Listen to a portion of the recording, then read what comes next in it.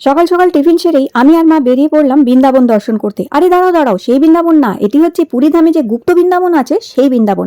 একটি অটো ধরলাম আর পৌঁছে গেলাম কিছুক্ষণের মধ্যেই বৃন্দাবনে। বৃন্দাবন যাওয়ার রাস্তাটি ভীষণই সুন্দর, দুদিকে কাজুর জঙ্গল আর রাস্তায় যেখানে সেখানে এরকম কাজু পড়ে আছে, পাকা কাজু, লাল কাজুর ফল, হলুদ কাজুর ফল, আবার এরকম সবুজ কাঁচা কাঁচা কাজুও পড়ে আছে। আমিও তুলে নিলাম হাতে দু একটা। বেশ দারুণ লাগছে না দেখতে? এই দেখতে দেখতেই আমরা পৌঁছে গেলাম বৃন্দাবনের কাছে। আর এই দেখো, এই হচ্ছে গুপ্ত বৃন্দাবনের গেট। গুপ্ত বৃন্দাবনে ঢুকতে 10 টাকা করে টিকিট লাগবে। প্রথমেই গণেশ ঠাকুর এখানে আমাদের ওয়েলকাম করবে, তারপরে শ্রী চৈতন্য মহাপ্রভুর মূর্তি আছে, আর তারপরে জগন্নাথ দেব এখানে সোনার বেশে আমাদের দর্শন দিলেন।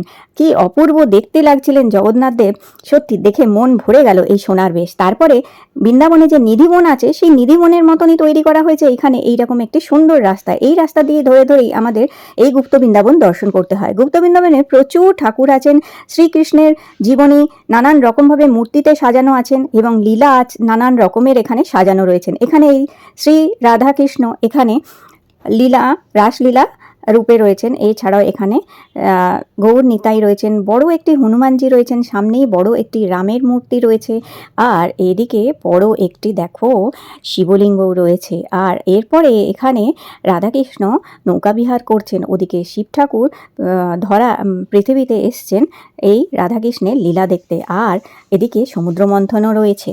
তো এইরকম অপূর্ব সুন্দর এই কিন্তু গুপ্ত বৃন্দাবন। আর জলের মধ্যে পদ্ম ফুটে রয়েছে আর চারিদিকে নানান রকমের ফুল।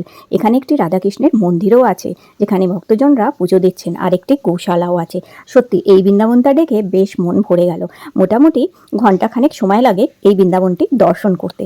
তো পুরী গেলে অবশ্যই এই গুপ্ত বৃন্দাবন দর্শন করতে কিন্তু ভুলো না।